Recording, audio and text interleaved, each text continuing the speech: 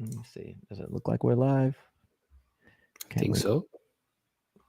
It always takes a second on YouTube for me to verify. Okay, it looks like we're live. Let me see. As long as we're live. Good. All right. So we're live. Yeah, we're live. Yeah. Good. Yeah, I was actually watching you guys. You were on a Mint, right? You were with Mint and Matt as the event was going down. The robot Yeah. comes out and the fucking van comes out. I was like, what the fuck is this shit? And I was like, oh man, if I didn't have to work, I'd be like, send me the link. But I was like, I knew we would get a chance to chat. But that was good. That was interesting. Just the reactions. Like some of that stuff was just bizarre. Some of that stuff was, very strange. What was the strangest part to you? I mean, the Robotaxi was what was expected, to be honest. Yeah, for sure. Pretty cool. But then the Robo van, what the heck was that? Dude, that was the shocker. You know what's funny? People have been saying that was what the van was going to look like for a long time. I think even Warren Redlick over a year ago, someone had posted a vehicle. Cannot hear you guys. Someone's saying they can't hear us. Hold on. I'm hearing myself fine on YouTube. Yeah, maybe it's a troll. Let me check on my end. Check on YouTube because I can hear myself fine. Yeah, no, I can hear myself. All right, thanks. Yeah, tech shark. Put him in a timeout. Anyway, what was I saying? Yeah, the van Warren Redlick was reporting over a year ago that there was a vehicle very similar to that I think they were using in the boring tunnel, like when they would go to get supplies in and out or move personnel in and out of the tunnel. And someone was like, "Hey, this would actually make sense to have it be the basis of a robo van." But I was like, "No, it's going to look more like a van, like a real van." Yeah, but it's Tesla, so it looks a bit like something we've seen in some futuristic movies. But even that is a real departure from the typical van design. Yeah, I mean, they call it a robo van. It does not really look like a van. It's like a futuristic bus type of thing where you don't even see the wheels. So I don't know. I hope it has good suspension, because if it has to drive on some horrible roads that I've I was been thinking on, the same thing. good How do luck. you drive over like a manhole cover and I hope it can. Yeah, I don't know. I hope there is a big suspension there. I That have would some be good. actually we can share. We'll just do a little share because I had where is it? Why isn't this? Oh, hold on. Let me make sure that this is it. Yeah, it's so weird. StreamYard's being funky today. How is everybody? First of all, let's say hi to everybody. Hi, everybody. Look at Daniel. We got Daniel there. Some of these people I don't even know. It's kind of crazy. I was not. Yeah, here we go.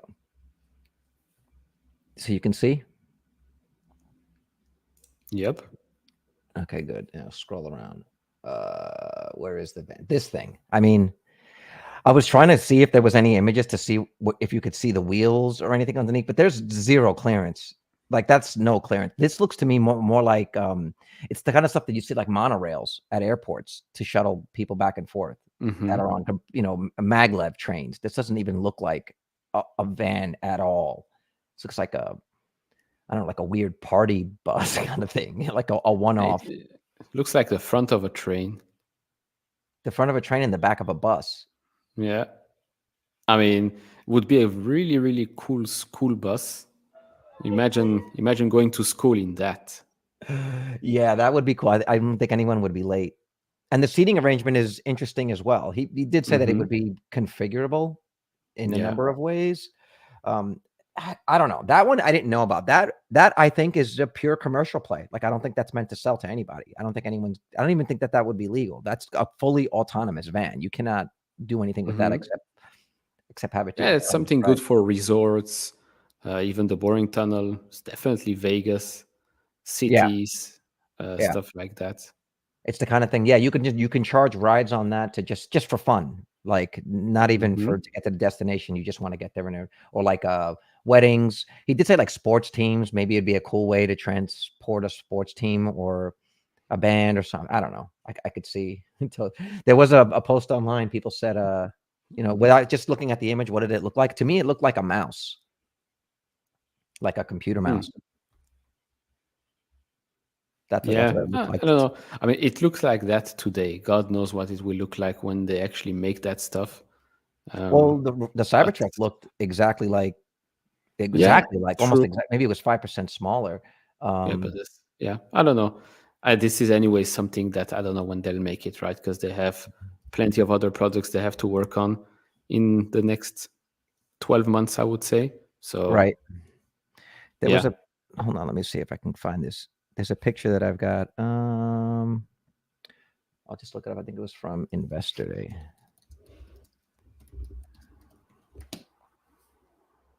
See if I can find it real quick.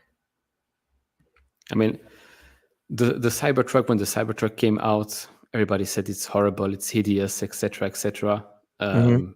Seems like it's quite a success for right now, right? It's outselling other models, even though it looks hideous. I think it looks amazing in real life, much better than on pictures. So the RoboVan also looks very, very strange and maybe Excuse even me, hideous. it's the Robovan. Yeah, RoboVan, right? I didn't understand what the heck he was saying there either, but okay. Maybe in real life it will look amazing. I don't know. We'll see. Or at least I think we might get used to it once it gets out, whenever that will be. The thing is, I don't think that what we saw, the Robovan, was this vehicle. This vehicle here was theoretically what people thought was going to be that van, the 300 million, the 700 million. It's obvious now that was the Robotaxi that they announced. But this vehicle here, that was not what we saw. That was not the Robovan that they Yeah, demoed. I mean, you I can just see. expect this 700 million to be the Model 2, Yeah, like but something I can buy. yes, and there's an argument to be made that within a year or a couple of months, Tesla's going to put a steering wheel on the Robotaxi that we have, maybe put a back glass on it, maybe put a hatchback on it, and that's going to be the vehicle. If it's a completely separate vehicle, I can't see it being very different from what we saw as the Robotaxi. People have done calculations based on the charging, the images that they saw of the charging, that it's got Yeah. a 200-mile range, maybe a little bit more, 40 kilowatt hour pack, two-seater. If you put a hatchback on it and a steering wheel, you got yourself the $25,000-$30,000 Tesla, and that's going to be, that would be this vehicle. So whether it's that exact vehicle or similar, that's what that is. But this was not the Robovan or Robovan. That to me is something that looks more similar to a Cybertruck. I mean, it's literally in the same family when they showed Investor Day. So I would see it as a hard, angular style van looking thing that looks more like a Cybertruck, but in a slightly different form factor, made the same way, stainless steel, et cetera, et cetera. So that's why I was thrown off completely by that that Robovan. Yeah, I mean, in the last two shareholder decks, they did say that in the first half of 2025, they will start producing newer models and including more affordable ones. So I don't know. We'll see what happens. Hopefully, they say the same thing on Wednesday, because if that gets deleted from the shareholder deck, I don't think it's a good thing for the stock. Well, did you see the leaked photos of the Juniper Model Y that's supposed to be going into production? Well, the leaked picture I've seen a long, long time ago. Well, there's supposedly, hold on, let me see if I can find it on X. I don't have Shane today, so you guys got to bear with me. He would normally pull this stuff up. There was some leaked images on X of what The the black Juniper, one. I don't know if it was black, but it was like what the Juniper Model Y would look like, but it was actually supposedly going into production in Japan. So I think they were, no, not Japan, China, that they were saying, oh, we're going to be Yeah, in the announcing closed building loop this. one. Yeah. Exactly, closed loop. And so you'd imagine, okay, that'll be January 2025. We'll get a refresh of the Model Y, and then the Which makes announcement. sense. Yeah, it would make sense. I mean, yeah, there's like I'm looking at. I mean, looks pretty But cool. It actually might get me to upgrade, to be honest. I got a yeah, 2021, and I'm thinking, oh, maybe it's time to upgrade. All right, so we did that. Let me see. Let's just say hi to some people. Who else we got in here? Toilet Dweller. What are we saying? Toilet Dweller. Yes, I did see that one. That one looked sick. Speaking of which, actually, I'm going to be posting a video in a little bit, but I test drove a Cybertruck yesterday for the first time. So Tesla opened up a new shop in Santa Clarita, which is maybe 15 miles from me, and they sent me an invite. I responded to it, and I got access to it. So I was actually there, and if you could see, I got some I got some videos actually chilling. I actually got to Oh, meet wow. Teslatino. I don't know if you follow him on Twitter. Teslatino's the guy with that crazy. Let me see if I can find the pictures of his Cybertruck. You've seen his Cybertruck. Probably. He's the one that did like that long Arctic journey with the Okay, Cybertruck. okay. Yeah. You know, and he had the whole thing. He brought that exact truck. He was there. He was there yesterday. He brought it in. And it was all tricked out. I think this is it. Yeah, there it is. Oh, wow. That was him. He had it lifted. It was talking to him about it a little bit, and I actually did get to test drive it yesterday. There it is. How's the steer by wire? Okay, it was not at all what I thought driving that truck was going to be. I thought it was going to. Here's the thing: it felt like a Tesla, which is strange because it's so much bigger than any other Tesla you've ever driven, and you kind of expect the way that Teslas feel to be somewhat related to the size of the vehicle, which is why it might feel so nimble. This truck feels incredibly agile for being massive, and it also feels more like you're riding a large animal than it does feel like you're driving a car because you're so far from the front of the vehicle. It almost feels like you're in the center of the vehicle, so it does feel more like you're riding a monster versus driving a car. Because when you're turning, it's like all of those actions are pivoting around you in the center versus in a car, you sort of feel yourself being pulled around a turn. In the Cybertruck, it feels like it's turning around you as like the center. It's a weird feeling. And I'm sure the rear wheel steering does have an impact to that as well. Hey, Shane, what's up? Hey, what's going on, guys? Nice of you to make it. Sorry, I No, got it's caught all up good. in It's all good. People get busy. We do have a hard out today because both TJ and I have something to do, so we did just want to go live. But I'll throw you in the back unless you want to pop on and make a comment here and there. So as I got to say, so first of all, it still feels like a Tesla. It's incredibly powerful. I only drove the dual motor, and I was surprised at how much pickup this thing has. Now, mind you, I'm coming off of a Model X Plaid, so I know how powerful those vehicles can get, and it does have that sort of instant response. The steering feels cool as hell.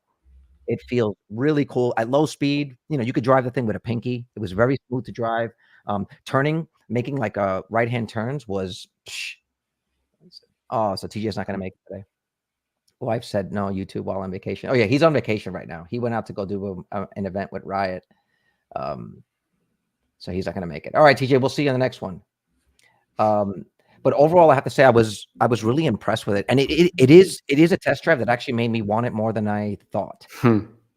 Because like it's a novelty thing, but it actually is pretty practical. It's big. You have pretty decent visibility. There's a lot of space in the back, even though you are losing so much space in the front. The pickup was amazing. And then it's also the most comfortable Tesla, and I think that's a function of like 35-inch tires and like the super soft air suspension. But it really was super comfortable and quiet. And the interior felt more plush than even the Model X. Like it just felt more expensive than the Model X, like the finish. And it could be that it's just like a brand new vehicle, but it did feel just a little bit softer and a little bit more expensive. What do they call that? The lighting on the inside it's a really nice touch. Like I don't have that in my car now, but I underestimated just how much of a premium feel it does give the interior. So I have a video. I'm going to cut something together and post it up a little bit later. So yeah, Cybertruck is the real deal, and they are selling a fuck ton of those things. I mean, you can now order them because it's available for what, $79.90 or something. Yeah, because the foundation one is over. It's over now.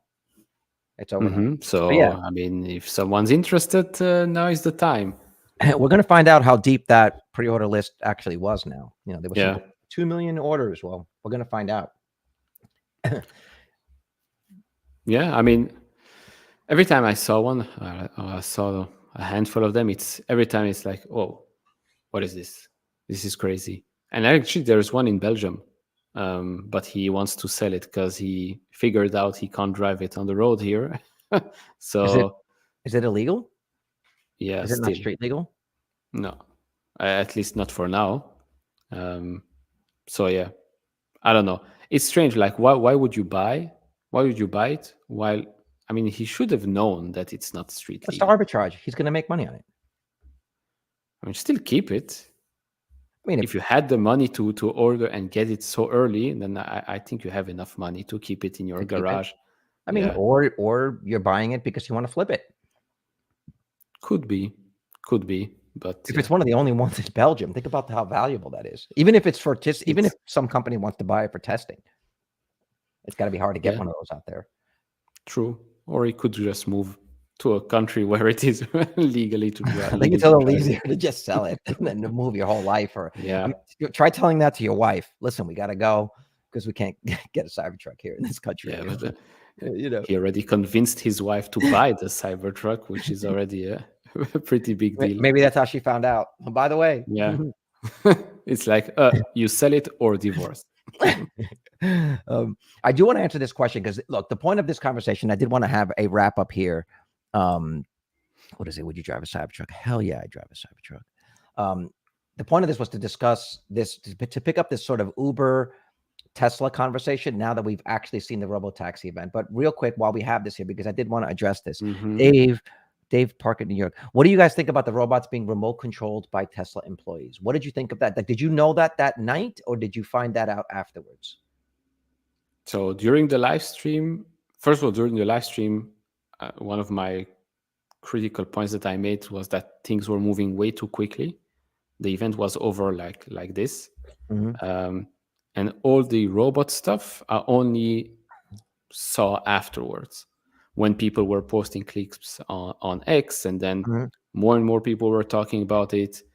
And then only the day afterwards, I started seeing some conversations about the fact that the robots were controlled by Tesla employees. Now, maybe not all of them, because I guess those that are just walking around can just walk around, but definitely I think those that were serving drinks, that was remote controlled, and stuff like that. A bit disappointed because Tesla could have said something, right? Why is it always us that we find out that these things happened, right? Would have been better for them to just say, oh, actually, it's 80% the bot, 20% still us, just to make sure that they don't screw it up during the event. But then a couple of days later, they released that video of the Tesla bot walking around the Tesla floor. Factory, which was pretty impressive. It was pretty impressive. It was navigating stairs, was taking instructions from people like, give me that item versus this item. There was a guy that went in for a fist bump, and I don't think it knew what to do. Did you see that? He went in for a fist bump, and it was like, please don't attack me. I agree with you. I'm sorry, go ahead. No. I was done. No, I was just saying, I agree with it. I feel like my mic's a little bit hot. I agree with you. I only found out that the bots were even talking to people after the fact. And initially, I was like, my God, Grok is incredibly impressive with the speed that it's processing and answering these people, only to find out later that those were the actual employees speaking through the bot. Look, that in and of itself is pretty impressive, right? That on some level, a remote operator could have a robot in the field and being able to communicate live with a person. That's a pretty cool technology. But yeah, I think there was a bit of that's probably why they didn't put that stuff live. That's why I think that's one of the reasons why I think they stopped the live stream, was to not add to that confusion and just let it be what it was. And I think they definitely assumed that some people would think that it was fully autonomous the whole way. And I'll say it, I was a bit disappointed that they didn't just own up to it. I understand why they didn't, right? But I also would have, just the transparency would have been great, because it's still a technological achievement to have that robot being able to do those complicated tasks, like something like pouring a drink and, like, say, not crushing the glass and understanding seeing the amount. Like, there's still a lot that was impressive about it. And I would have liked to see it, but apparently the walking was fully autonomous. Like, it was understanding where it was, and it was able to, obviously, because they couldn't walk around. So that was pretty impressive. And just having so many of them in the same spot did look weird, and it kind of felt like eventually that's going to be the norm, right? Did you get a feeling of that too? Like, I mean, 5 years, it's not going to be so weird to see a bunch of humanoid robots, different form factors, walking around. I mean, if you've seen Westworld, it definitely gave you the same vibes there, especially in that setting. But overall, it's still impressive. like you said, like given the like even if it's remote controlled, first of all, it's not wired, Yeah. like the demos that we've seen a couple of months back. Yeah. It So wasn't that's heavy. already something. And like you said, like the fact that it can grab a bottle or a glass and not shatter it is quite something. Plus walking around and not bumping into people. That's also, I mean, it came out the first time we saw an Optimus was what, 2 years ago? 3 years 20. ago? I feel like it was 21. Yeah, 3 years ago. Well, And look no, at where we are today. 21 was the dancing woman. Yeah. Okay. I mean, I still take that into the timeline. It's still amazing how fast these things are evolving. That's a common theme across Elon's companies where you see SpaceX. Like, did you see? I'm sure you saw the launch, right, when they caught the tower. Did you see how they put a camera by that Starship prototype that caught it? That at first test, it was like one Raptor engine just to see if it could hover. It was a hover test, and they had that exact ship there, and they had an image of it. And like I remember seeing that little test in the middle of an open field, just watching this hover test, and it kind of went up and then landed. And here we are, I think less than 5 years. Catching a building. Basically, yeah, catching a fucking skyscraper.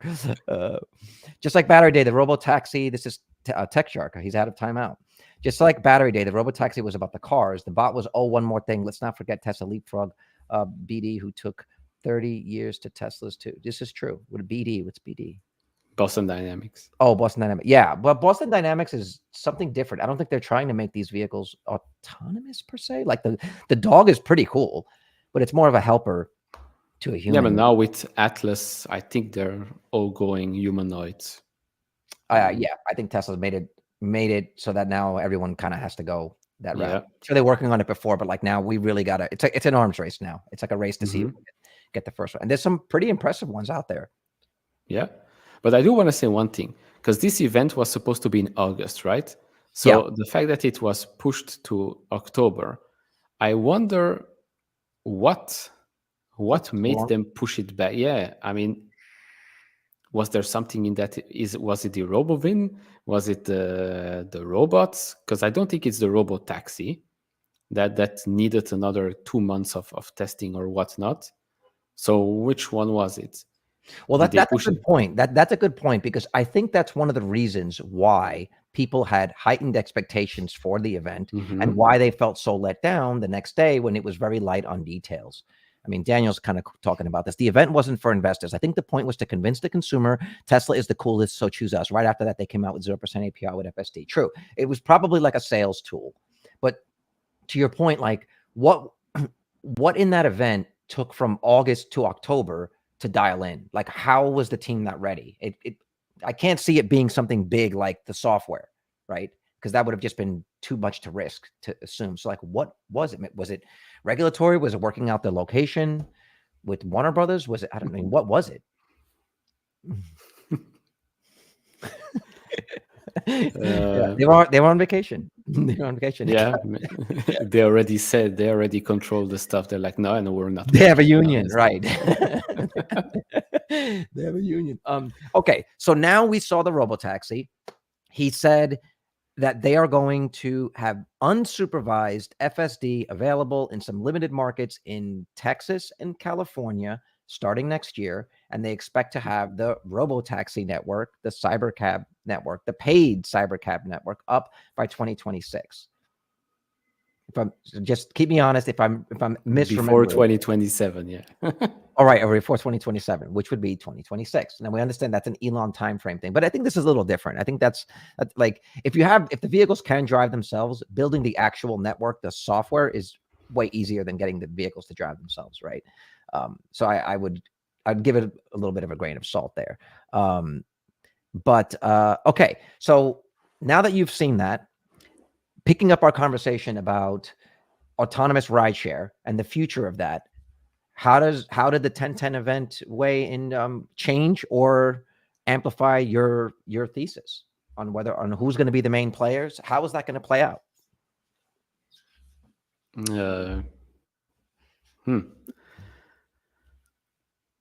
Good question. Because I mean, I'm a Tesla shareholder, of course. I'm also an Alphabet shareholder, actually. You own But Uber? I do not own Uber. Despite me being the Uber guy in this conversation, I don't own Uber. Are you just taking the Uber side to like steelman it and for the sake of the debate, or do you actually? No, I like the services. Like now I just came back from the south of France. I took Uber, ordered from Uber Eats. My Ubers were all Tesla Model Ys, which was pretty cool. They were all happy customers, so that's a good thing to know. I just don't see them failing. Uber. Because like I said, they are the platform. People that use the app, I mean, I guess it's the same in the United States, but I mean, it's just so convenient. Then I know you're going to say, yeah, but you can then maybe in the future order from the Tesla app, etc., etc.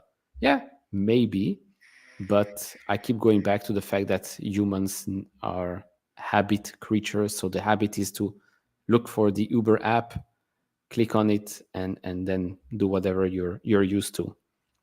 But so the main point of your thesis as to like why, regardless of what Tesla does, Uber will not only be fine, but say potentially thrive, is because of habit. The users will be used to using Uber, and it'll be hard to get them out of that network. Just Plus because plus their offering will be, in my opinion, as good. Because they will have probably Teslas on the app, they'll have Waymos, Cruise, and whatever other company comes out with another autonomous solution out there. So yeah, why not? Why not see Uber succeed in the future? That's my thing. No, I don't know what's going to happen because there were some rumors that maybe Uber wants to acquire Expedia, but I don't know. was seeing that too, and I was going to ask you about that. I mean, that would be good for them. Honestly, that would be good for them to start expanding out and having not be all in on rideshare. Because look, even the Uber Eats is still rideshare, right? To have different ways of monetizing and also different ways of getting people into the ecosystem. If you own Expedia, that is a pipeline. That's a certain percentage. That's a certain customer that you can then push towards your services. The same way that they do like with the rental car companies, you know. Yeah, but I don't know. It's a big acquisition, right? It's $20 billion, I think. Of course, Uber is worth way more than Expedia today. Funny thing is, Uber CEO was at Expedia for I think 12 years before. Right. So right. So there is that. Well, he knows. That's like Elon having been at PayPal and understanding that business and how to incorporate that. So he understands intimately what the benefits of an Expedia acquisition would be.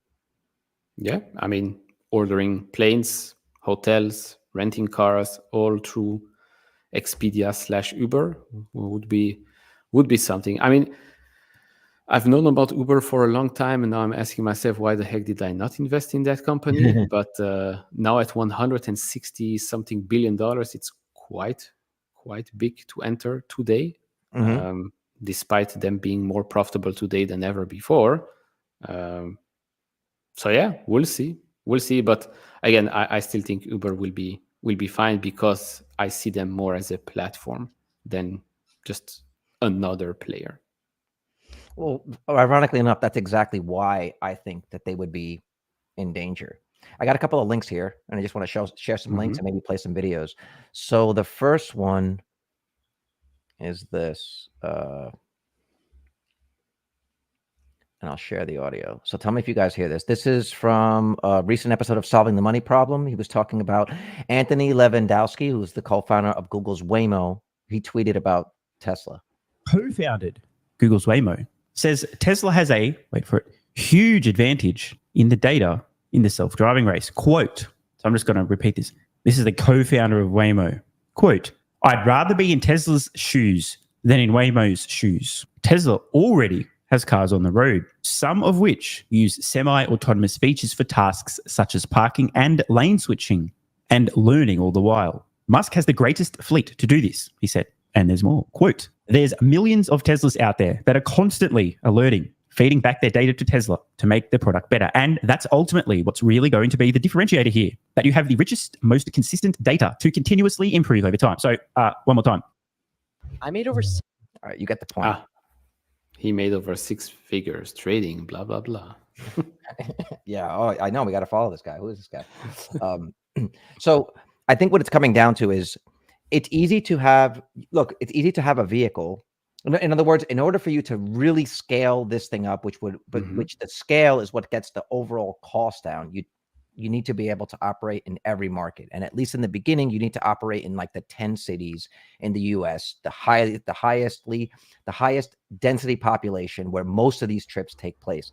Those trips, though, those areas are also probably the most dangerous because you have the most number of like edge cases, people coming in, buses, you got weather, difference in weather.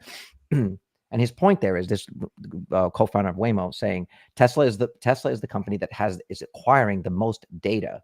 And right now they've got the biggest fleet that continues to accelerate their data lead. I've got this too. Let me just see if I can show some of this. I had some links here. Can you see this? This little document. So right now, there's roughly 5 million Teslas in the world. Let's say they get to another 1.8 million, just this year. We have like 7 million Teslas in the world. 5 million Teslas. So we have 7. So if by the time, and Uber right now has 7.1 million drivers encouraging its platform worldwide, it's a 24% increase from the previous quarter when there was 5.7. So now they have 7 million riders on the world. Okay, so let's just say if we parse out to 2027, let's just say that they do roughly 2 million cars per year. They have 5 million now. They'll have 7 million by the end of next year. They'll have 9 million by the end of the year after that. That'll be 25, 26. And then they'll be at 11 million vehicles worldwide.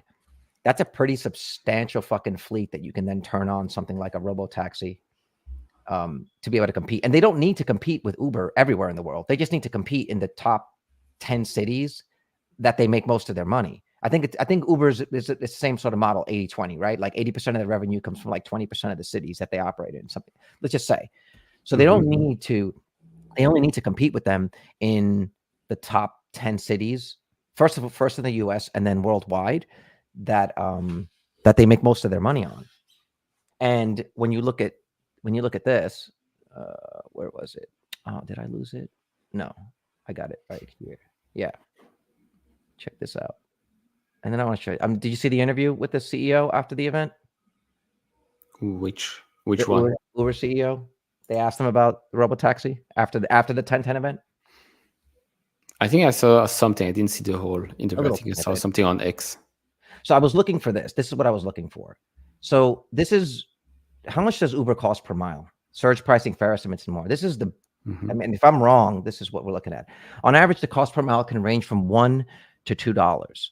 So this is what I think is the big sticking point. I hear what you're saying, that people are used to Uber, and even me, I'm used to it, right? That's the one that I go to. But if you're telling me that we can get this down from $1 or $2 to even 50 cents at $2, 50 cents, that's what is that? That's a 400% reduction. From $1, it's a 50% or 100% reduction.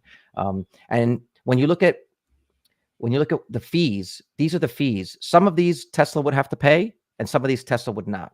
Booking fee is a flat fee added to each ride to cover operational costs. You could argue that maybe Tesla could eat these costs. The service fee. This is the fee that Ubers pay the drivers. That would not be paid unless it's a supervised trip. Surge pricing. Okay, they probably all would have some sort of a surge pricing just to control demand. Tolls and surcharge. That would be for any vehicle traveling any route that's decked by the city. Local fees, airport fees, wait time fees. You have any of those? Sales tax, cleaning fee. I mean, you saw the machines that they had cleaning it. The big fees are booking fee, service, and the service fee. And in California, there are other fees too. You have to pay a gas tax, and you have to pay healthcare tax, like whatever there's like a fee for a gas tax on an EV.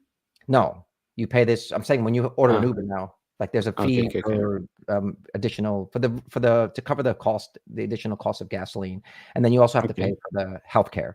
It's like a 99-cent fee or something like that. I don't see the power of having a network or the habit of having Uber there being able to overcome a 200 or even 100% reduction in price. And so unless But you're only talking about the Tesla cars without a driver. yeah, right? which is what we're saying, 2027. Yeah. But even by then, how many of those will be available? Probably not even close to what I would say 10% of how many Uber drivers are available.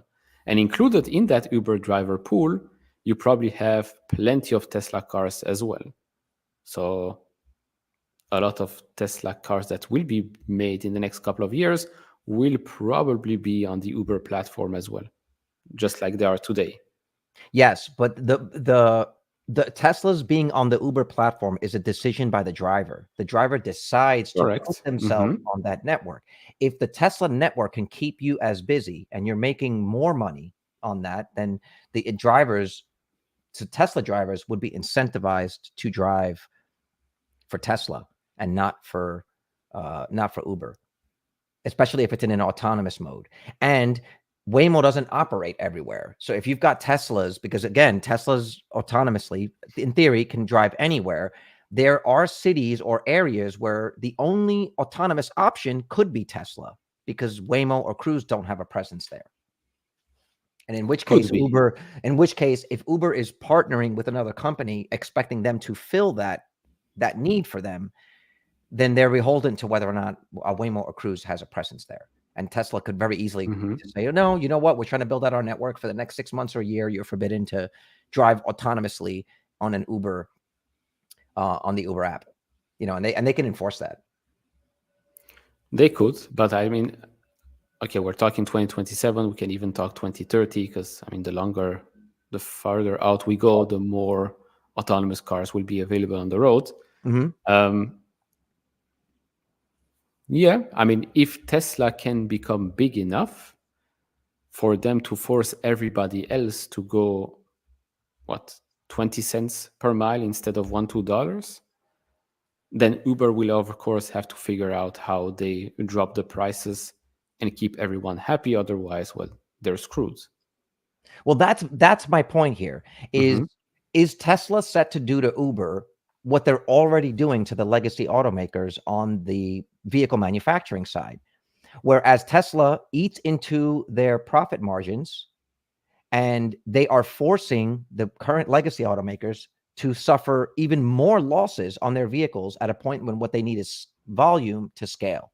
And so it puts them in a conundrum. We need to sell more EVs to be able to scale to get the price down, but we're eating much larger losses on them because Tesla is still making a profit at a comparable price point. And look, the Cybertruck's $100,000, right? Or it was $100,000, and it was outselling all of the other vehicles that say are comparable in its class at a much higher price point. You put a Cybertruck at $60,000, is anyone going to buy a Lightning? Is my point.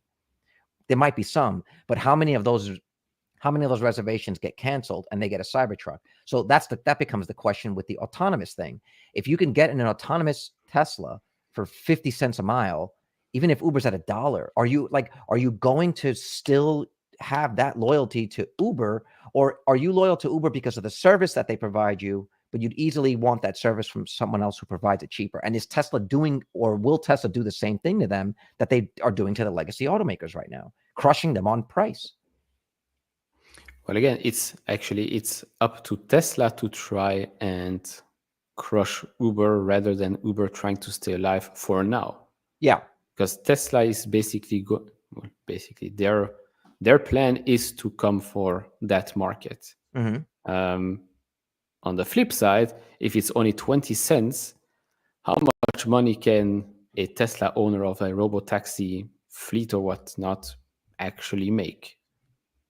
Well, he said it. Not much. He said right now 95% of the vehicle's time is spent not being used, and you can get it to say 80% utilization. So I don't know how many miles it could drive in a day, but 20 cents a mile, you get that down to 20 cents a mile.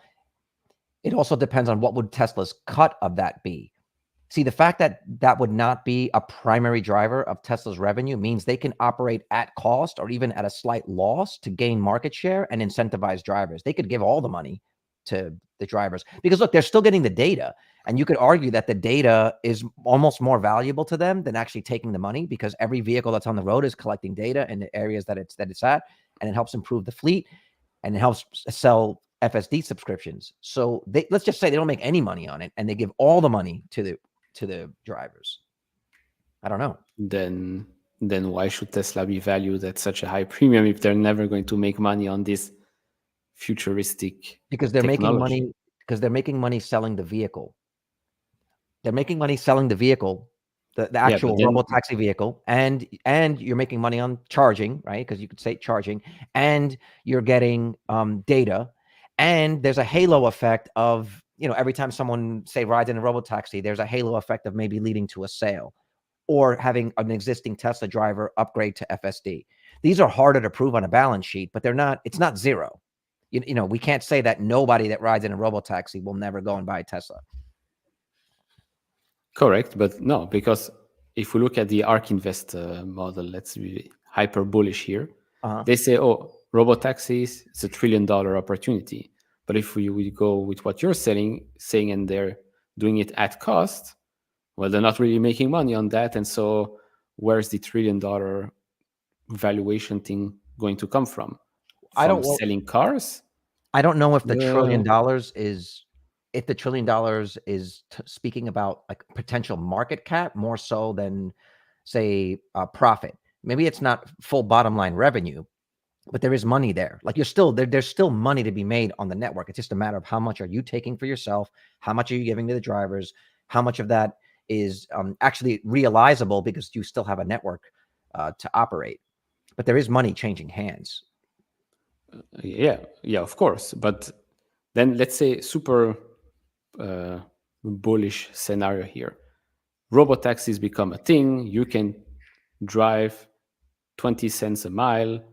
Why would anyone then buy a Tesla car, right? That for me, what you're hitting the nail on the head. That for me is a massive hole in the 10-year Tesla bull case that I haven't really heard anyone be able to address. Elon himself is saying at a certain point in autonomous vehicle, like here's the thing, if Tesla offered a service, right, when they have their network up and running, where for $99 a month, you can reserve any Tesla you want, say it's a subscription fee of $99 a month, and then you get your rides at 20 cents a mile, let's just say. And I can order a Cybertruck when I need to go to Home Depot. I can order a Model X when I need to go on vacation with my family. I can order a Model 3 whenever I need to do whatever, or I can order a robotaxi when it's just me. Let's just say I basically have access to the entire fleet for like a subscription fee.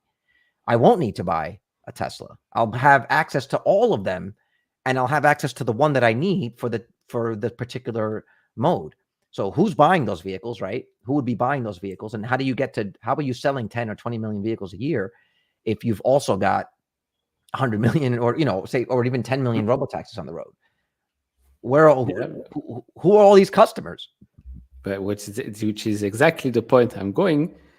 The customers are still the folks that will be driving cars, which is why I still think Uber, even by 2030, will still be doing quite well, because I really don't see how many robotaxis are going to be driving around the world. Maybe in LA, in Texas, in some other states or cities in the United States, but in Europe, forget about it.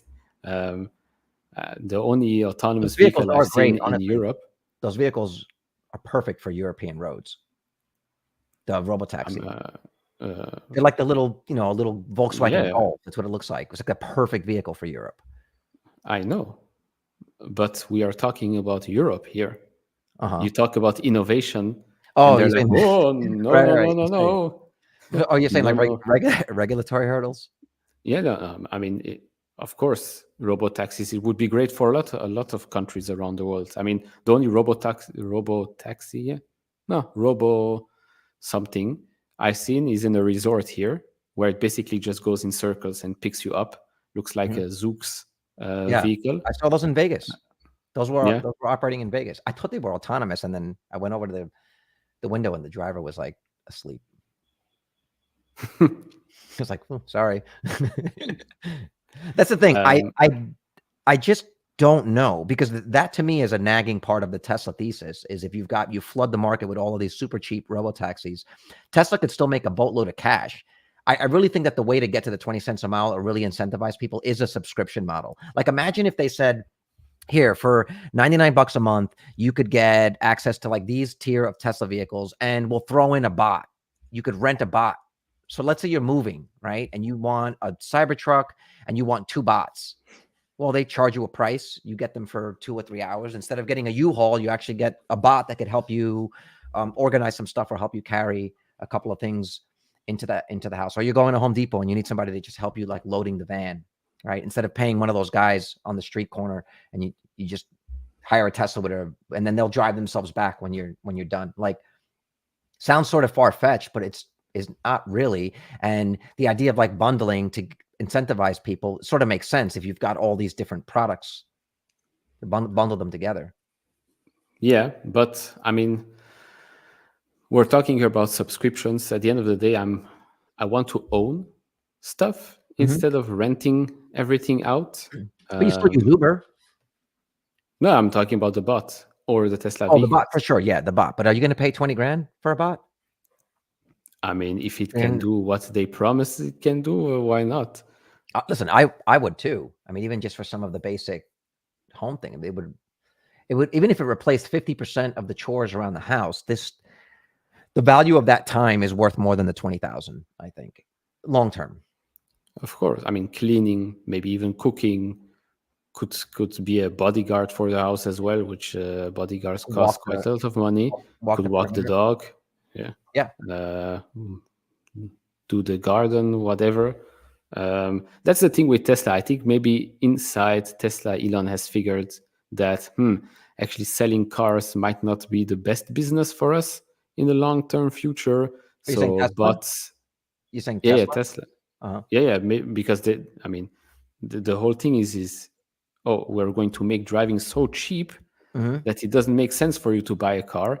And then they're like, oh, actually, we are in the business of selling cars, so maybe we have to start selling some other stuff.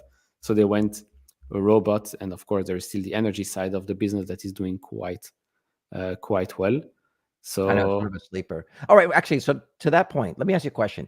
Do you think that the bot is an extension of a successful car business, or was the car business an interim step to get to the bot? It's a different way a company would fundamentally approach that. But do you think that in, say, Elon or Tesla's mind, the goal was always the bot, and the cars were an interim step to like train the software, get the brand recognition out there, and perfect, and also just to build the cash so that you can burn it while you get this thing up and running?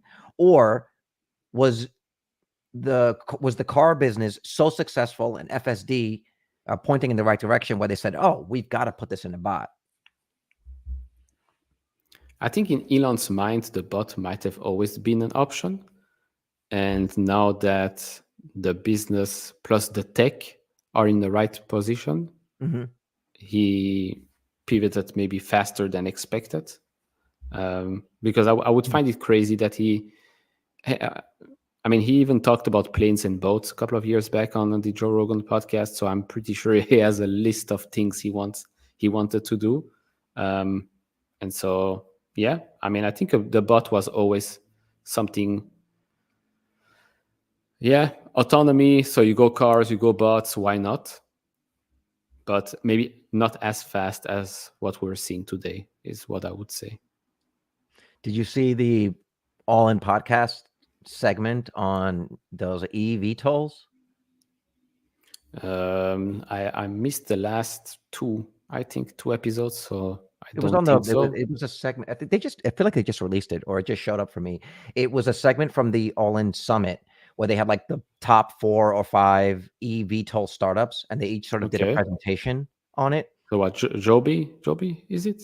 There was 4 or 5 companies, and they showed like a promotional video, and then they had all the CEOs there kind of discussing that.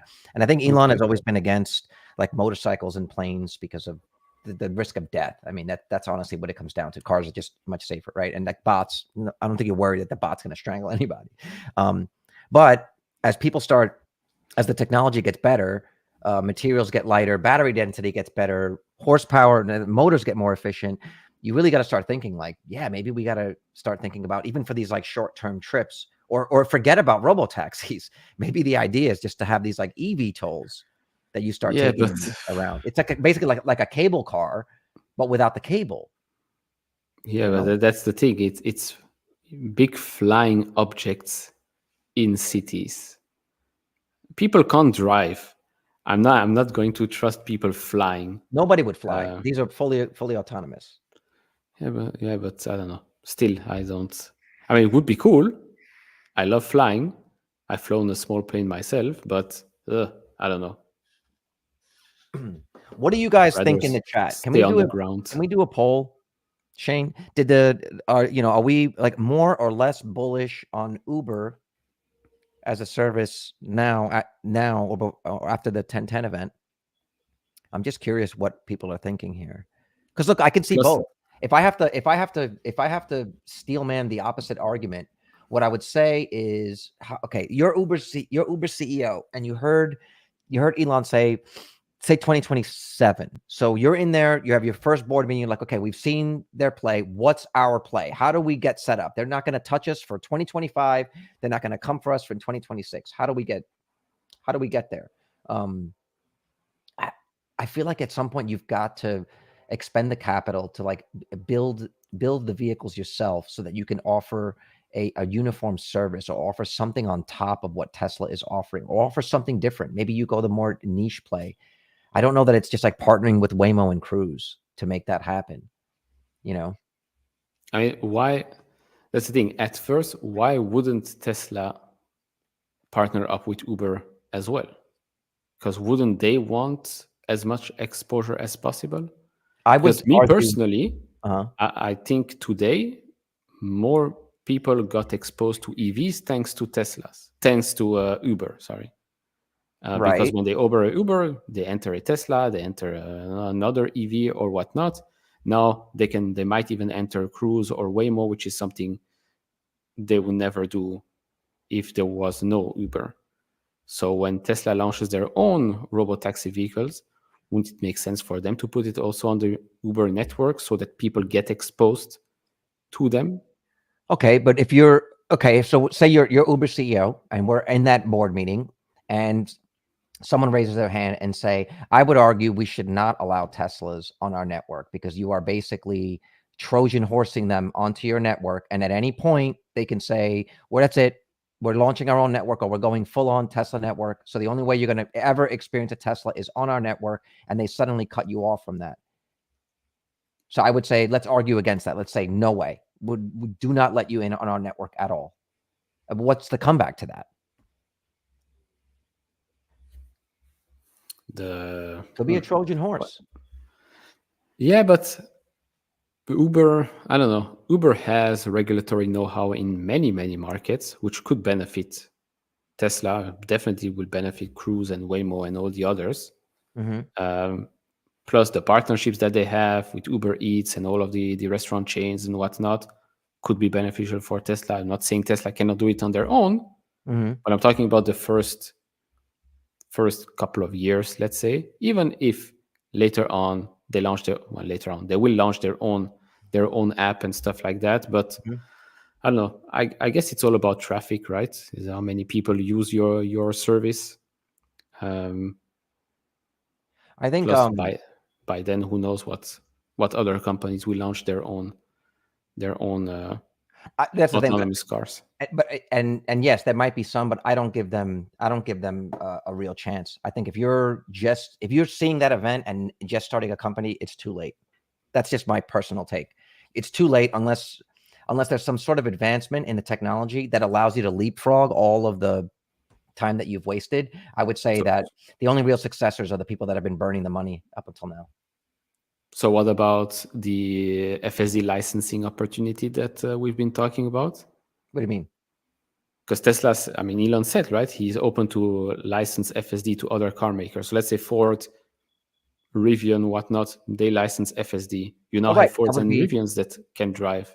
Yeah, themselves. That's a one-time payment to Tesla, right? To allow them to have that in their vehicle. And Tesla, I guess they would make a deal to like get the data, Yeah, but would those cars have to be on the Tesla network? That's a great Or will question. they go on the So Uber you've got a one? Rivian, so Rivian makes a deal. They licensed FSD. Can you put a Rivian on Uber's network? See, I don't know. I just don't know. If I'm Tesla, I would say no, because you're still getting the data. I just don't know. I don't think we have enough information, but I think there's more ways that this does not work for Uber in their current business model. If I'm the guy in the meeting and they're like, what do we do? What do we do? I would say I would pivot to very specific trips. I would say if I'm Uber, I would say, okay, forget this idea of like being the Uber inside of the cities, and let's just focus on like the 10 or 15 use cases that people always want a driver. Right? Like going to the airport. Nobody wants to drive to the airport by themselves and pay the exorbitant parking fees. So let's just monopolize that and make that like part of our staple core service, or doctor's trips or whatever it is, like, the elderly, kids going to school, like whatever it is, or let's work out deals with grocery stores, like whatever it is. You get those trips that people, by and large, even if they own vehicles, don't want to drive themselves, and make that 90% of your core business. This way, Tesla won't come for that, and sort of seed that ground of the inner city driving up and down, the rural streets. Give that to Tesla. I don't know if that would be. I want to see the math on that. Let's see. Another move would be Tech Shark saying another art move would be to not operate where Waymo is, gobble up that entire area market and master that business and location, and then flood where the Waymos are. I mean, true, but that's not where the money is.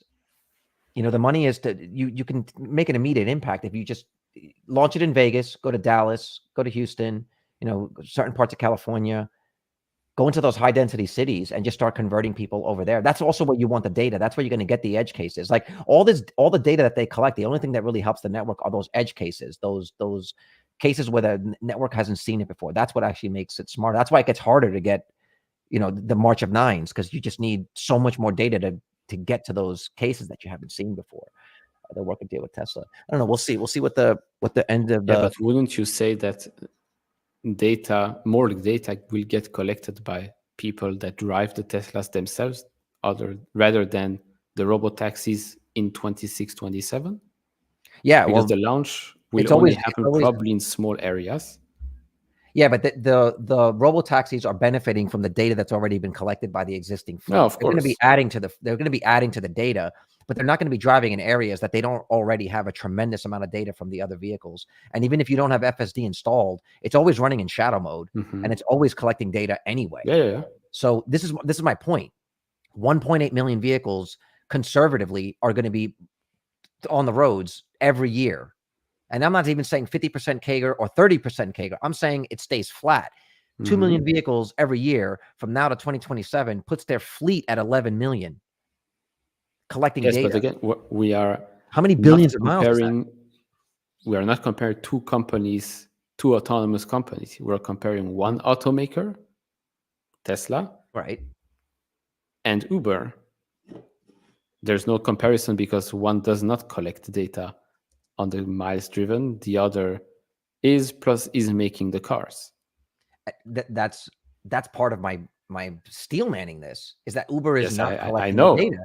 Like they're making money on the rides, but they're not able to monetize that ride beyond the ride itself. Tesla monetizes that ride, will monetize the ride on the ride itself, and then there's a small value add of the data that it's collecting on the roads. And both Uber and Tesla collect data on the drivers. They do collect data on the drivers' habits, personalities. Yeah. Where do they go? That's where you have the advertising part. Yeah, the advertising part, and then that also lets them know where to place vehicles. Which again, that's Uber's strength, I would say. Now, Uber is in my opinion, not at a disadvantage because it cannot collect data on the miles driven. Because it doesn't care, right? Because it's not making cars. Right.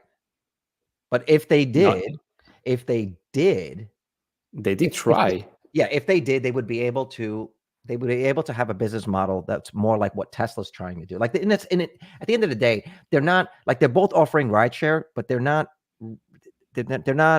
really in the same business, right? Uber wants to get that ride down as they want to be the go-to for that. They want to be like, there's people that have given up owning vehicles because they just do Uber. There are people, I know people, especially in LA, they just go, you know what, it's so much cheaper. Like the younger cats, like the 20-something-year-olds. Yeah. Just a lot easier. So they've already been able to displace some of that. And I think that's where Uber wants to go, and Tesla wants to go somewhere different. And I'm not even sure that we can predict where it's going now, because with 11 million vehicles on the road collecting all of that data, there's got to be something that you can do beyond just offering more rides or getting it cheaper. I don't know. Advertisements, and then also you've got a bunch of these people captive in their vehicles with nothing to do, a lot of idle time that you can. Yeah, but then that's Uber can do the same thing, right? But can they? Like, if can they? Because they don't own the vehicle, so they can't standardize the experience in every vehicle. Like right now, they know every Why Robotaxi not? is going to have, because every Robotaxi is going to have a 21-inch screen, or every Cybertruck has a screen in the back. They know that they can offer you video games or they can offer you movies. You can't necessarily offer that in every vehicle, because as long as my vehicle is legally permitted to drive, I can put it on the Uber network, but they don't all have screens. They don't all have screens yet. Most new cars do have. Plus, I mean, maybe if you download the Uber app on your screen inside the car, whether it's, I don't know, a Rivian or a Mercedes or whatnot, maybe inside that app you have multiple options, entertainment options or whatnot. Plus, again, I still think Waymo Cruise will be big for them, maybe in future BYD, but then again, I don't know if in the States BYD will be able to operate. Couch Potato is the most bearish Tesla investor I know, which is funny because Tesla is my number one position in the purpose. No, I don't actually think you're bearish. I think you're skeptical. And I think, look, if I think you're right to be skeptical about it, about your biggest investment, especially because you're trying to be on the lookout. And look, if this is where the company's saying that it's going, then, and most of your net worth is in that company, it behooves you to really study that and formulate an opinion on it. We just have different opinions. And actually, the more that we have these conversations, the less sure I am about exactly how this is going to play out. Because nobody knows. We don't know what will happen. I don't know. I don't even know what will happen next week, right? With the earnings report. But things are moving so fast with these types of things. Plus, it's a lot of things can happen out of their control with regulatory stuff. We're talking here about vehicles driving themselves on a huge scale, because vehicles are already driving themselves today, right? With Cruise and Waymo and even Tesla FSD, you just have to be in the driver's seat. Yeah. But yeah, things can change. Things can change quite quickly. I just don't. I still think that even by 2030, selling cars is going to be the majority. Yeah, the majority of Tesla's business. I would say energy will be very big by then as well. Robots maybe bigger than today, obviously. But that's it. Jimbo Slice got it. That's what it is. There's a partnership with Starbucks. Instead of a driver, you have a barista. You figured it out. I mean, in the RoboVin, that would make sense, right? Yeah, you have a barista in there on one side, coffee in the morning, and drinks at night. Well, look, I don't know that. I don't know that we've actually come to a conclusion on this. I'm curious what you guys think. What you guys think? Because I'm pretty sure even Elon does not know, right? He might be he's Elon, so we've seen him change his mind quite a lot in the last couple of years, but I still think people will be driving the cars for a while. Of course, a lot of folks will be in driverless cars, but then again, the world is quite big. You'll have to get regulatory approval in multiple continents, multiple cities, countries, and I think that will take a while. Some of it too is, and this is what I find most difficult when I try to predict, say, 5 or 10 years in the future, is the idea that we tend to think about it in terms of the current population now, how we would respond to something 5 or 10 years in the future. But you've got to factor in that, like, every 5 or 10 years, there's a generation of people that are born into the technological advancements of our time, right? So there was the first generation that were born after touchscreens and iPads and iPhones. They don't know the analog versions of it. So that's their starting point. And, 5 or 10 years from now, you've got a generation of people that are born into semi-autonomous or fully autonomous vehicles, making trips all over the place. They'll have bots. They'll have interactions with robots at a much younger age than we are now. And then it's a matter of what are they comfortable with looking further ahead, right? In terms of things that we might feel are an overreach of the technology, to them might seem as okay of a leap as us going from non-autonomous to autonomous, right? And for us, we could say this is crazy, but to them, it might not seem that way. So some of it too is, what is the public going to be open to, and what will they tolerate? How much change will they tolerate, and how quickly will they tolerate it? We can't necessarily predict that because we're older. We're like we'll be the old farts, in 10 years. I mean, I'm pretty old now, but I'll be really old in like 10 years. So it's hard to predict, I do want to play a little bit about what the Uber CEO said. Tell me if you've seen this. What is this? I think, yeah. Obviously, competing with Elon Musk is no easy matter, and we take nothing for granted. We really want to partner with the autonomous industry. Ultimately, we think that autonomous technology can be safer, can make rides available more affordably to people all over the world. It's going to take some time for the technology to come into the main line, but we partner with Waymo, with Cruise, with Wave here in the UK. And our hope is that, to the extent that Elon and Tesla build some great technology, when it's safe and ready to use, they plug it into the Uber network, and we can all win together. Will you have robotaxis on the Uber platform? Well, we have robotaxis on the Uber platform today, for example, with Waymo and Tesla. We'll see. I think that's up to what Tesla does. We have a lot of Teslas on the platform. They're great EVs. Drivers love it. And to the extent that they're robo-Teslas, we'd love to have it on the platform. But if not, I don't think this is going to be a winner-take-all marketplace. We believe in the spirit of partnership. We'll see what Tesla does, and either we'll compete with them or we'll work with them, or a combination thereof. Now, all our Tesla plans. Interesting. He's sort of like he's sort of like it's your movie, Elon, and we are ready to compete with you if we have to. I like that answer. I think he's being honest about it. I don't think he's like, no, but it's it's. I mean, he's not wrong. It's not a winner take all market. In my opinion, it's a winners take most. I would say, yeah. I think what you end up with, if you look at it, it's like there's Airbnb and VRBO. There's McDonald's and there's Burger King. There's Apple and then there's like Windows. I think you end up with 2. Very rarely do you get 3. I think there's 2. And so Uber is set to be the other one. I don't know what happens to Lyft. I just think they just get bought. I don't know what happens to Lyft. But like, I think ultimately what it comes down to is Uber and Tesla. And honestly, I wouldn't want to see Tesla have 90% of the market share, because no matter what, it's hard to not get into monopolistic practices. So it's good to have 2. And if it's got to be 2, I think it's going to be those 2. It's just a matter of what's the split. Is it 80-20? Is it 60-40? Like, what is it? But I think ultimately that's what it comes down to. Purely from a robotaxi perspective, not... Yeah, but Uber's not stupid. They're not just going to keep doing that. They should ramp up the Uber Eats business. If they get Expedia, like, they've got to keep growing, and they've got to have other verticals, right? Other ways of making money. And they've also got to find ways of tweaking their current business model to do things to get ahead of Tesla. Like, you now know you have 2 years. If they're doing the same shit today or in 2 years that they're doing today, I think that's a dumb move. And that's not good for Uber. The best thing we know that.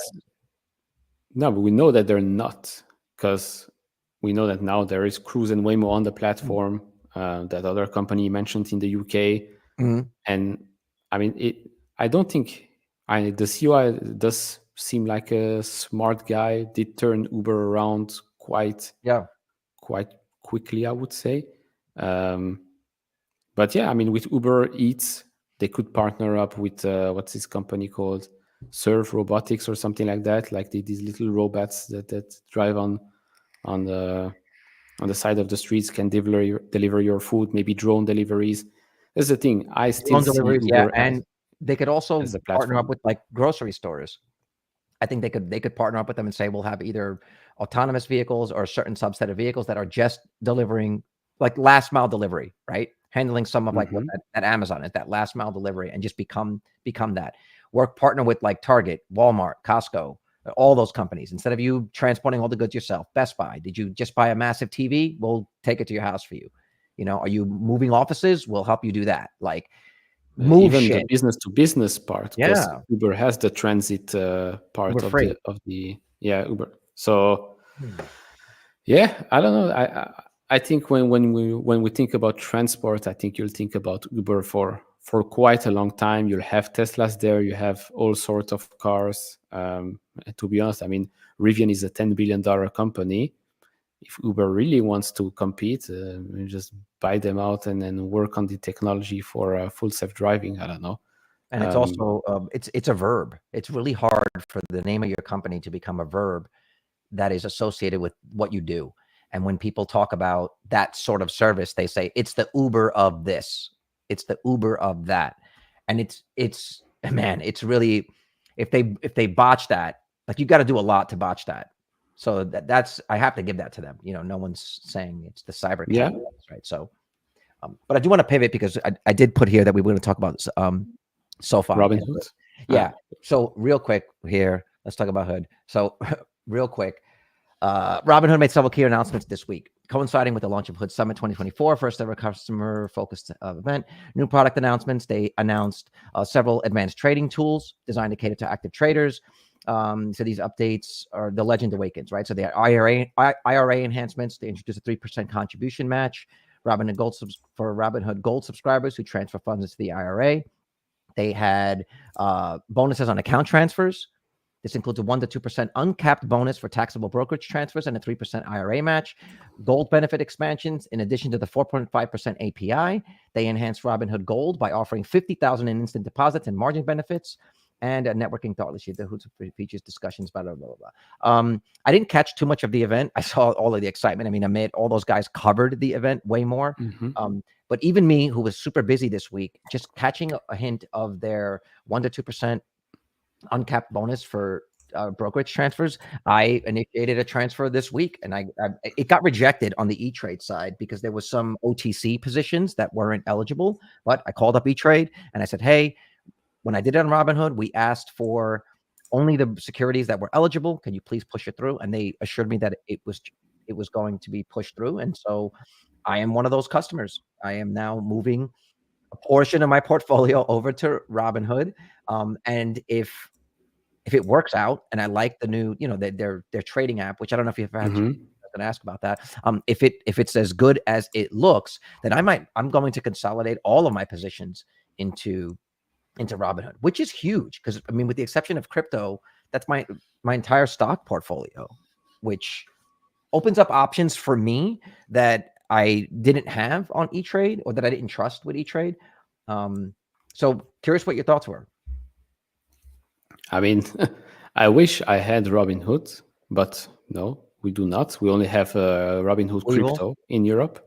Oh, No, I have eToro, we have Revolut, mhm. and then some other platforms. But no, it's. I mean, it's pretty cool to have access to such a platform with all the perks.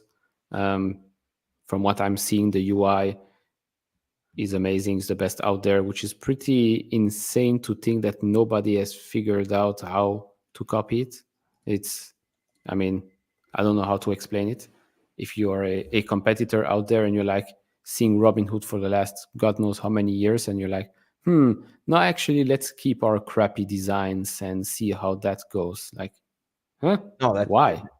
and honestly, that's where they won. I mean, if you look at, and it could just be the circles that we're involved in, but every time someone posts an image of a stock price, it's fucking Robinhood. No one's doing it from Webull or E-Trade or Merrill Lynch or Schwab. It's all Robinhood. So even if you're just checking prices, it's always that. I mean, I did see some pushback. A lot of people were saying that the new interface looks really good, but they were saying it's copying a lot of what Thinkorswim has been doing as well. So I don't know. I mean, it's still brand new, but I'm hoping to give it a test drive as soon as my position's trade over. But I wasn't familiar with Thinkorswim either. No, so from a platform's perspective, I cannot add anything. From a business perspective, I've been talking about Robinhood with Arnie and Alejandro since $8. Nobody was interested in that. I don't own Robinhood anymore today, but it's been a lovely ride. Now at $26, I don't know. There's still probably a lot of questions from the market because they make quite a lot of money from the high interest rates environment. And now when that will start to come down even more, will we see transaction-based revenue pick up? Will we see the other side of the business pick up? Maybe. But no, they're definitely gaining momentum. More and more people deposit money on that platform so they can make more and more money. I mean, even now interest rates have come down, will come down even more in the next months and quarters ahead, but it will still be above 3%, right, for a while. So they can still make money on that. Plus, as more and more people sign up for gold subscription, they make more money. So yeah, I think that they'll be successful. Will I open a position back today? Probably not. Oh, I do. I would just me. They're one that I would like sell puts on to buy in at a lower price when it eventually. Just to make sure I can get a price. Yeah, I feel like it's one of those that we missed. And that actually leads us to the other one that I wanted to talk to about, which was Sofi. And that was a big thing TJ and I want to talk about. We were talking about this last night. But Sofi had some major announcements. First of all, they earnings were stellar, and it's nice because they just keep on quietly beating, and the stock was like under $10 for a long time. Wait. Sofi earnings? Yeah, look, I'm going to show you. Sofi reported, hold on. I was gone for a week, but I don't think I missed a Sofi earnings report. I'm saying they had beaten on their last earnings, and then they announced this $2 billion. What does it say? $2 billion loan platform, right? A $2 billion loan platform with the Fortress Investment Group aimed at expanding its personal loan business. It enables Sofi to use Fortress managed funds to facilitate personal loans, both by referring pre-qualified borrowers to partners and originating loans on behalf of the third parties. Blah blah blah blah blah. That announcement, they boosted their stock 8% in pre-market. Partnership with Fortress is seen as a key. Blah, blah, blah. So I mean that was the big news. But they've been slowly executing. They also added a ton of new users to the platform, and they're able to monetize and upsell those users on an increasing basis. So what's interesting about having these channels for like several years is that you get to look back at, and you get to actually see as these like theses play out. We've seen that with Tesla. We saw that with Palantir. We're seeing that, I think, with Robinhood. And I think maybe now we're starting to see a bit of that with Sofi. It's been in my portfolio for a while. I haven't really... It hasn't moved much. It hasn't moved much at all. It was kind of like when I had Twitter. It was just dead money for several years. But I think this is real this time. At least like what I'm seeing in Sofi, it's like, look, it's going to pull back. And I think it actually did get back under $10. But I feel like it's real this time. I don't know if you felt the same thing, but I feel like the market is actually starting to look at this company a little bit differently because they are doing things a little bit differently than what a traditional bank is doing. Yeah. So their report earnings, I'm seeing here 29th of October. I think this time we stay above $10. I think the market has seen enough to be convinced that, it's not just another fintech company or just another bank, which, by the way, Sofi has a bank. It's not necessarily like a bank, because I've seen people talk about Sofi. Oh, look at what they were doing back in 2019 and stuff like that. I'm like, yeah, but back in 2019, they did not have a bank. Now they do have a bank plus all the other stuff attached to it, which helps them a lot. Mhm. But yeah, no, they've been executing flawlessly for the last couple of years, despite the lending business being basically crushed in the last couple of years with the loan forgiveness Yeah. in the United States. And they still operate very, very well, growing other sides of the business. I'm still waiting to get more clarification on the Galileo side of things, the tech platform, because each and every quarter we keep hearing the same stuff, but we don't get more information on that side. I mean, who are they targeting? What's happening there? I thought you keep saying this is the AWS of fintech. Why are we not seeing huge growth? Okay, we know if they are going to sign, I don't know, something like City or whatever, takes time, but once it's there, it's like a huge boom for the financials. So fine, but still, give us a little bit more information each and every quarter would be greatly appreciated. But yeah, I think with interest rates coming down, with the company becoming more and more profitable each and every quarter, I think the stock will start to move. And unlike previous earnings reports, where again, triple beat, stock goes up, 3 days later, stock is back down even lower than the day before the earnings report. Now it's at $10.18. I think we stay above $10 after the earnings report and earnings call. Once it settles. Yeah. I think but it actually might get harder and harder for them to beat as the estimates get either a little more accurate or higher, right? Yeah, no, I'm talking about their guidance.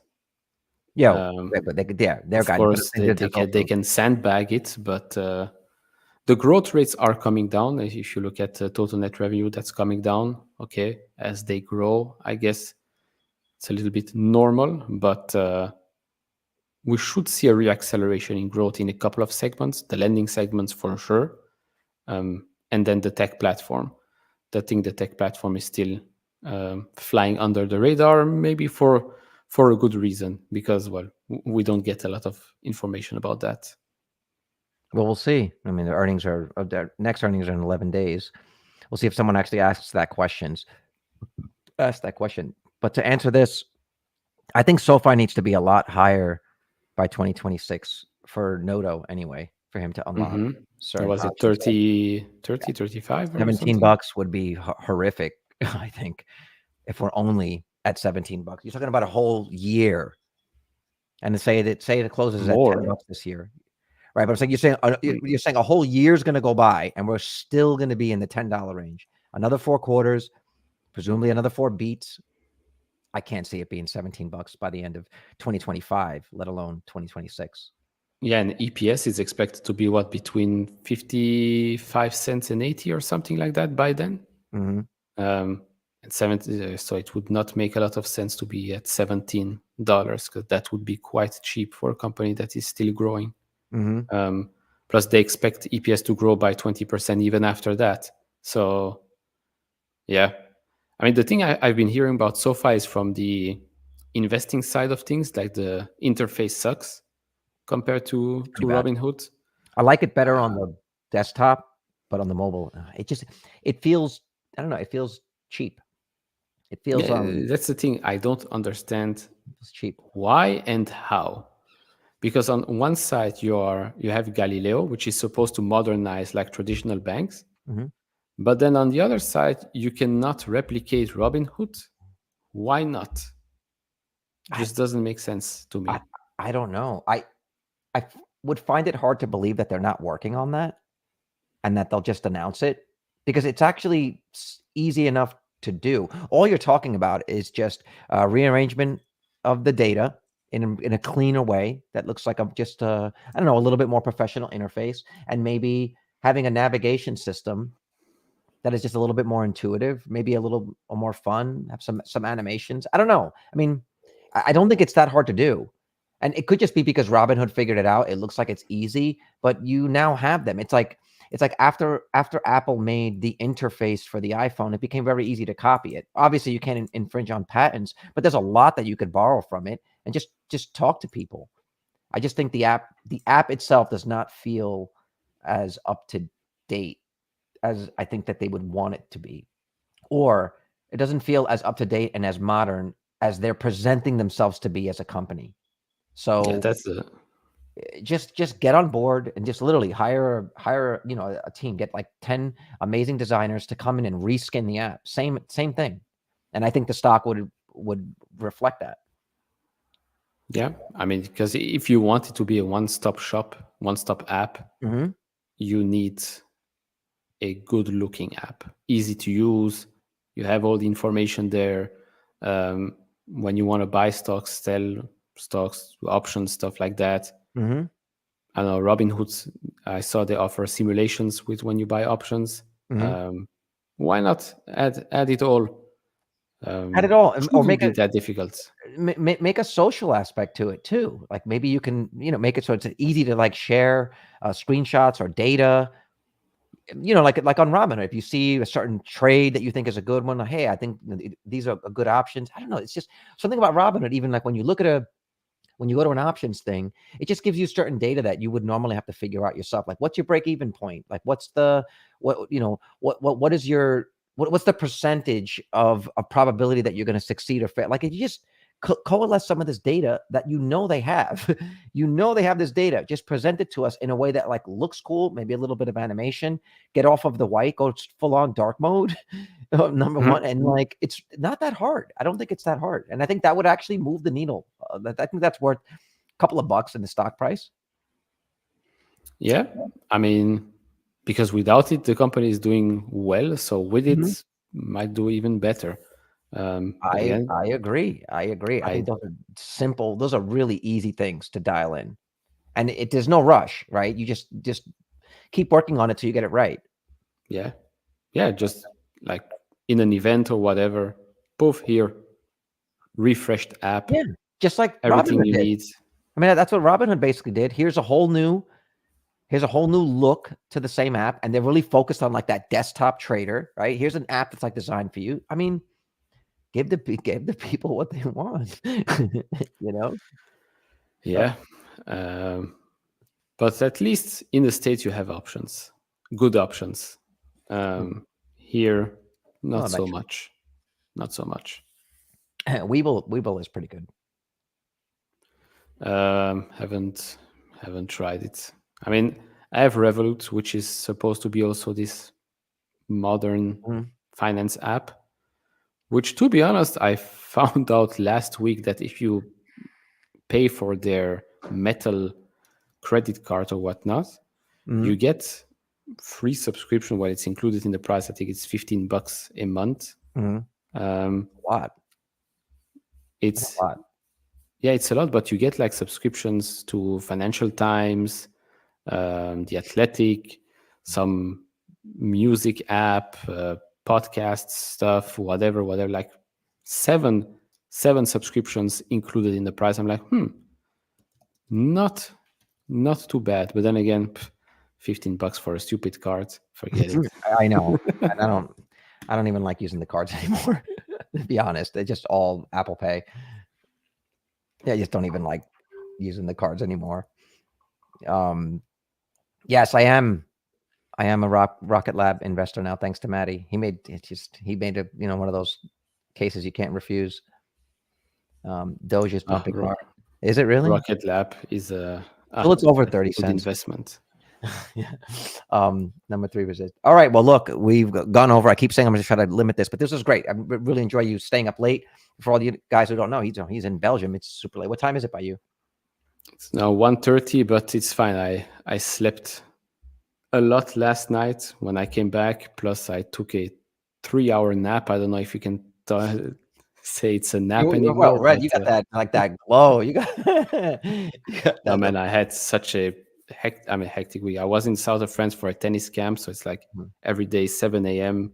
wake up and then you play tennis and you work out for the next 6 hours. Right. Now I'm dead. But that's cool. That's good. That's a cool thing. Not everybody gets to do that. I thought you were on vacation. No, it's great. That's my vacation. Yeah. Going to play tennis for 10 hours a day? Yeah, I like it. No, my wrist is completely screwed up, but that's my vacation. That's my vacation. I actually did get I got tennis elbow, but from working. Like how pathetic is that? From like working on a computer for too many hours. That's no Could have joke. at least played tennis to I get a could have at tennis least elbow. right, or like I'd say something like you should see the other guy or something. But no, but good. But thanks for coming on here. You want to say goodbye? Say goodbye, Shane. My Shane holding pleasure. down in the background. Thank you for doing the polls. Thank you everybody for joining. We had 115 people here. We'll see the video does after the fact. Thank you all for joining in the live chat. It's always good talking to you guys, and thanks for bearing with us. The last 2 weeks, it's been really hard to even get 2 or 3 people together.